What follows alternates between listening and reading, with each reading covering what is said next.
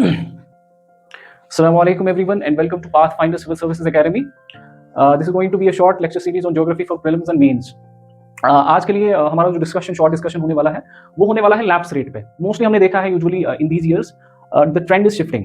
तो there are certain areas in the geography जहाँ पे हमें लगता है कि स्टूडेंट फंसता है, कंफ्यूजिंग होती है टर्मिनोलॉजी, और इट इज बिकॉज ऑफ कि कभी कंसेप्चुअल क्लैरिटी उतनी ज़्यादा नहीं होती है और स्टूडेंट से सवाल जो है गलत हो जाता है. आज हम थोड़ा सा देखेंगे कि लैप्स रेट के अराउंड कैसे क्वेश्चंस बनते हैं, ठीक है, या लैप्स रेट क्या होता है. सिंपली अगर हम लैप्स रेट को देखते हैं तो lapse rate simply is rate of change of fall in temperature with elevation. अगर कोई ऑब्जेक्ट ऊपर जाएगा या कोई भी सबस्टेंस ऊपर जाएगा, या लेट सपोज आप ही जा रहे हो विद एलिवेशन इन एटमॉस्फेयर, आप देखोगे there will be gradual fall in the temperature में फॉल आ जाएगा, ठीक है. अब ये जो rate of change of temperature, rate of change of fall in temperature with rising height या विद एलिवेशन, उसको हम लैप्स रेट कहते हैं, या यूजुअली जो है उसको एनवायरमेंटल लैप्स रेट कहते हैं और नॉर्मल लैप्स रेट, ठीक, करेक्ट. अब इसकी अगर हम स्टैंडर्डाइजेशन करें, स्टैंडर्ड वैल्यू ले लें कि पर किलोमीटर कितना ड्रॉप हम देख सकते हैं या एक्सपेक्ट कर सकते हैं टेंपरेचर में, तो पर किलोमीटर जितना आप एलिवेट करोगे तो there would be 6.5 degree Celsius fall in the temperature, ठीक, करेक्ट. यहां तक तो बात समझ में आ रही है. ऐसा क्यों हो रहा है? Obviously when you would rise up into the atmosphere तो प्रेशर कंडीशंस ड्रॉप हो, जब एम्बिएंट प्रेशर कम लगने लगेगा तो उसकी वजह से टेंपरेचर में फॉल आ जाएगा. दूसरा कॉज क्या है? एक तो प्रेशर, दूसरा जो है कि जितना आप ऊपर जाओगे the concentration of GHG is decrease. Green house gases का जो कंसंट्रेशन है ऊपर जाते हुए वो कम हो जाएगा क्योंकि एटमॉस्फेरिक डेंसिटी ऊपर कम हो जाएगी, ठीक. यहां तक बात समझ में आती है, ठीक. लेकिन यहीं तक हमारी बात खत्म नहीं होती है. आगे हमारे टर्म्स और कॉम्प्लिकेटेड हो जाते हैं रिगार्डिंग लैप्स रेट. हम यूजुअली देखते हैं लिखा हुआ होता है एडियाबैटिक लैप्स रेट. तो what is this adiabatic lapse rate?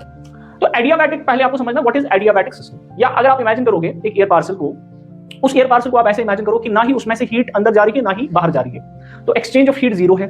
इसी एयर पार्सल को आप ऊपर भेज दो, ठीक है, या ऊपर से नीचे भेज दो. अब जब ये एयर पार्सल जो है ऊपर जाएगा, ठीक है, इफ इट इज राइजिंग, ठीक, एयर पार्सल इज राइजिंग, तो आप इमेजिन कर पा रहे हो कि इस पे एम्बिएंट प्रेशर कंडीशंस ड्रॉप हो जाएंगी, ठीक है. आसपास से जो प्रेशर लगने वाला है इस पे वो ड्रॉप हो जाएगा, उतना ज्यादा प्रेशर ऊपर नहीं लगेगा बिकॉज एटमॉस्फेरिक डेंसिटी उतनी ज्यादा नहीं है. तो इसका जो अंदर वाली जो गैसेस इसमें है वो एक्सपैंड करना स्टार्ट करेंगी, ठीक. द गैसेस इनसाइड इट, या तो एयर पार्सल जाएगी एक्सपैंड करना स्टार्ट करेगा, ठीक. इस एक्सपेंशन की वजह से इसका इंटरनल टेंपरेचर जो है ड्रॉप हो जाएगा, ठीक. ओबे कर रहा है यहां पे gas law. It is obeying gas law which simply says कि pressure is directly proportional to temperature. अगर एम्बिएंट प्रेशर कंडीशंस कम लग रही है, गैस एक्सपैंड करेगा और इस एक्सपेंशन की वजह से इसका इंटरनल टेंपरेचर जो है ड्रॉप हो जाएगा, ठीक. क्लियर बात यहां तक. अब आप इमेजिन कीजिए कि ये एयर पार्सल राइज कर रहा है और इमेजिन कीजिए यही एयर पार्सल डिसेंड कर रहा है. दोनों केसेस में क्या हो जाएगा? अब अगर यही एयर पार्सल राइज कर रहा है तो इसका इंटरनल टेंपरेचर क्या हो जाएगा? डिक्रीज हो जाएगा विद हाइट. क्लियर बात. अब उस टाइम जो एएलआर है वो पॉजिटिव आ जाएगा, ठीक है. तो पॉजिटिव एएलआर की कंडीशन क्या है कि राइजिंग एयर पार्सल जो है उसका इंटरनल टेंपरेचर ड्रॉप हो जाएगा. इंटरनल टेंपरेचर ड्रॉप्स तो we say that the ALR is positive. इसी के अगेंस्ट में आप कंडीशन मान के चलिए कि अगर यही एयर पार्सल जो है डिसेंड करेगा, air parcel is descending down, ठीक, उस पे एम्बिएंट प्रेशर कंडीशंस बढ़ जाएंगी, ठीक. एम्बिएंट प्रेशर कंडीशन बढ़ जाती है तो इसी एयर पार्सल का इंटरनल टेंपरेचर बढ़ जाएगा. Internal temperature is increasing. तो इस केस में एएलआर क्या आ जाएगा? Obviously it will be negative. It will be negative. तो एएलआर, यही एएलआर पॉजिटिव कब होगा, यही एएलआर नेगेटिव कब होगा? अगर नेगेटिव एएलआर की आपको फेमस एग्जांपल ये तो आपके जहन में होगी ही, दैट इज कैटाबैटिक विंड. विंड जो है डाउन द स्लोप आ जाती है. ये ड्राई क्यों हो जाती है? ठीक है, ड्राई इसलिए हो जाती है बिकॉज यहां पे नेगेटिव एएलआर लगेगा.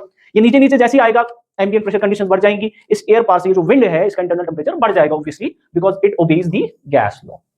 क्लियर, ठीक. अब वहां पे रेन शैडो इफेक्ट वगैरह उसको हम अभी डिस्कस नहीं करेंगे. क्लियर बात. लेकिन यहां तक बात रुकती नहीं है, आगे बात और कॉम्प्लिकेटेड हो जाती है जब हम बात करेंगे, जब बात आ जाती है कि सर ये डीएएलआर और एमएएलआर क्या है, फिर कि ड्राई एडियाबैटिक लैप्स रेट और मॉइस्ट एडियाबैटिक लैप्स रेट क्या है, ठीक है. अब ये ड्राई और मॉइस्ट में फर्क क्या है इसको समझने के लिए हम एक एयर पार्सल की एग्जांपल लेते हैं. एक्चुअली दो एयर पार्सल लेते हैं. एक एयर पार्सल हमारे पास है वो अनसैचुरेटेड एयर पार्सल है. अनसैचुरेटेड एयर पार्सल का मतलब होता है कि ह्यूमिडिटी लेस देन 100% है, और सैचुरेटेड एयर पार्सल का मतलब हो गया कि ह्यूमिडिटी इज 100%, ठीक. अब लेस देन 100% कुछ भी हो सकता है, ये 90 भी हो सकता है, ये 80 भी हो सकता है, ये 70 भी हो सकता है, ये कुछ भी हो सकता है लेस देन. अब दोनों एयर पार्सल्स को आप इमेजिन कीजिए, दोनों एयर पार्सल्स को आप इमेजिन कीजिए कि ये हमारे पास एक एयर पार्सल हो गया अनसैचुरेटेड और ये दूसरा एयर पार्सल हो गया सैचुरेटेड, ठीक. दोनों राइज कर रहे हैं, क्लियर बात. अब अगर मैं आपसे ही पूछूं कि मॉइस्चर लेवल्स यहां पे कम होंगी, लेस होंगी, और यहां पे मॉइस्चर लेवल्स मैक्सिमम होंगी, ठीक. अब दोनों एयर मासेस जब ऊपर जाएंगे, बताओ रेट ऑफ कंडेंसेशन कहां पे ज्यादा होगा? रेट ऑफ कंडेंसेशन मतलब कंडेंसेशन का मतलब क्या हो गया? अब यही जो वेपर फेज में पानी आ गया वापस लिक्विड फेज में आ जाएगा, ठीक है. लिक्विड फेज में आ जाएगा, इसको कंडेंसेशन कहते हैं. लेकिन रेट ऑफ कंडेंसेशन यहां पे ज्यादा या यहां पे ज्यादा? ऑब्वियसली जहां पे मॉइस्चर ज्यादा है। अब हम देखते हैं कि शायद सैचुरेटेड एयर मास में मॉइस्चर ज्यादा, तो यहाँ पे रेट ऑफ कंडेंसेशन मैक्सिमम, यहाँ इससे कम, लेसर। ठीक, कंडेंसेशन दोनों जगहों पे हो रही है, लेकिन यहां पे ज्यादा हो रही है, यहां पे कम हो रही है। अब कंडेंसेशन तो फेज चेंज वाली इक्वेशन, रिएक्शन है, फेज चेंज वाला प्रोसेस है, यहाँ पे फेज चेंज हो रहा है पानी का। इसके साथ क्या होगा, जब भी पानी फेज चेंज कर रहा है तो उसके साथ निकल रही है एनर्जी या heat, that is called as latent heat of condensation.